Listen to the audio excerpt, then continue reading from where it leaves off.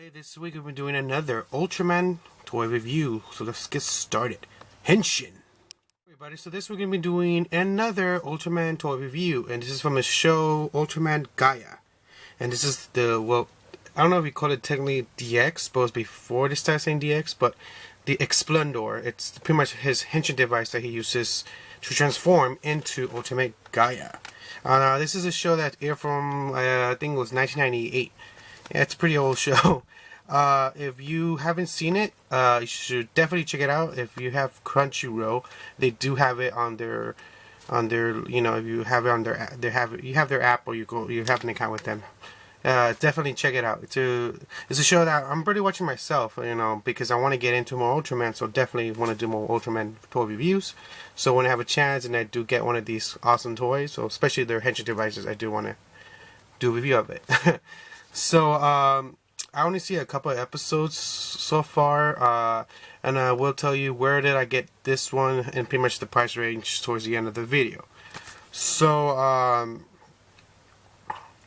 pretty much in the 21st century, you know me guys, I like telling you guys a little backstory behind the series. Not quite the whole information, just basic.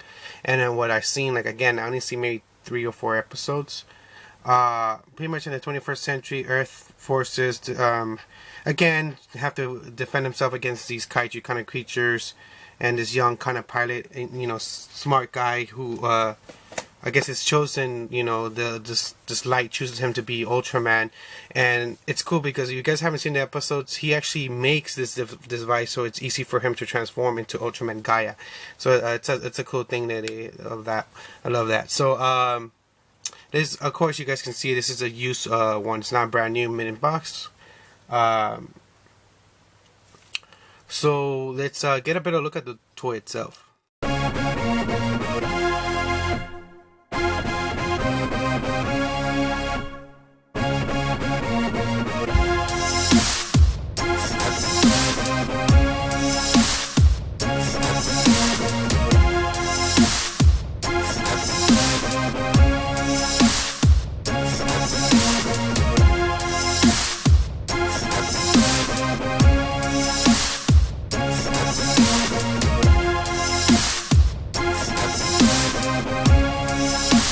So hope you guys had a better look at it. Again, this is a used one, brand new one, more expensive.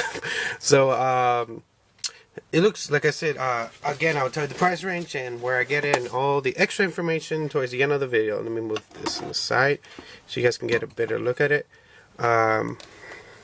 This straight out reminds me of a Power Ranger Morpher, you know, or Jew Ranger.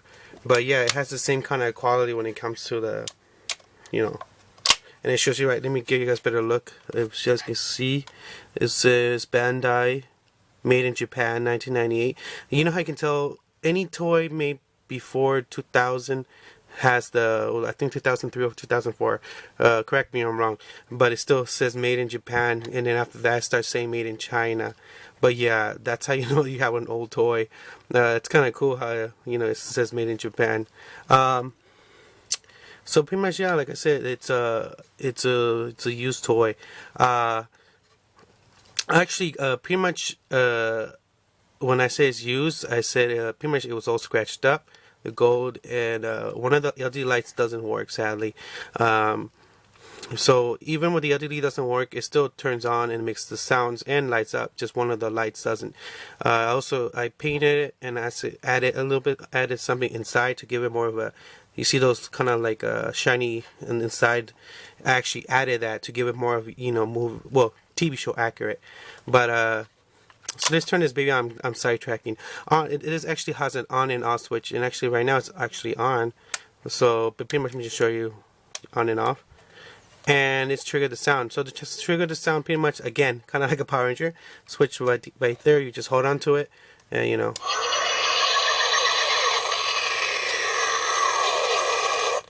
You guys want to hear what? Let me turn it around, and the speaker is actually back here, so you guys can hear it. Let me push it again.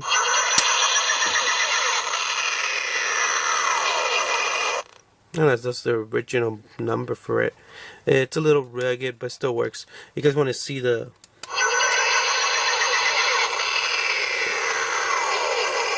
As I can see, this one right here doesn't work, but that's pretty much it. This is a very basic toy.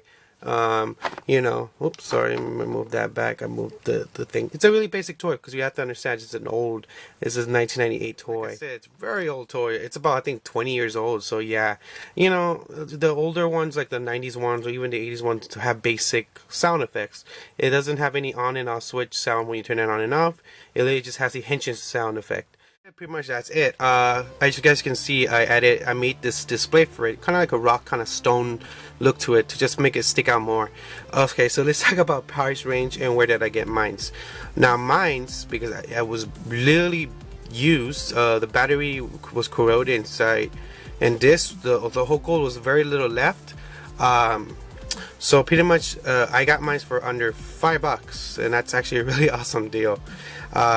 I actually got this a couple years ago at a con, and it was in this pile of just loose Power Ranger toys and I think old Kamen Rider toys.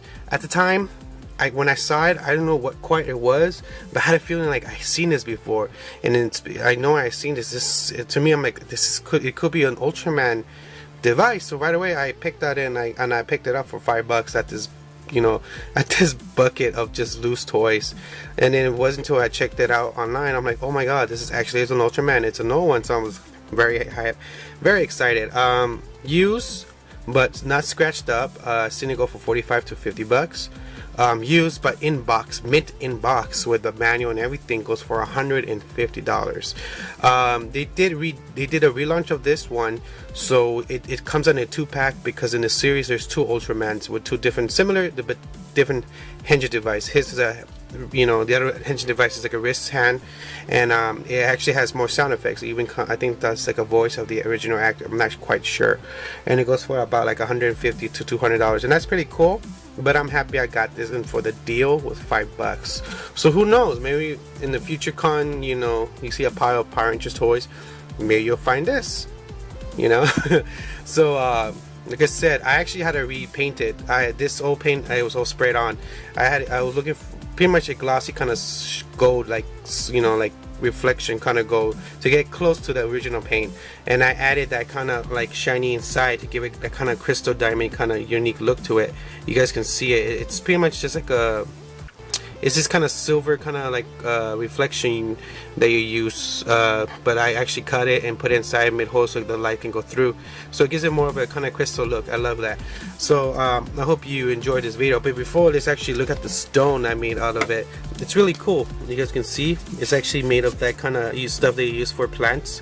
But just to show you, this is definitely going to be displayed with this baby, with all my other Ultraman or Tokusatsu stuff, you know. So that's it. I hope you enjoyed it. Mr. Bushido saying out, K-Rider Geek Nation News, with the latest to the oldest of Kamen Rider, Super Sentai Anime, and comic book Toby, and also occasionally Tokusatsu monsters aka Kaiju, and check out local cons in LA area. Adios, and keep collecting.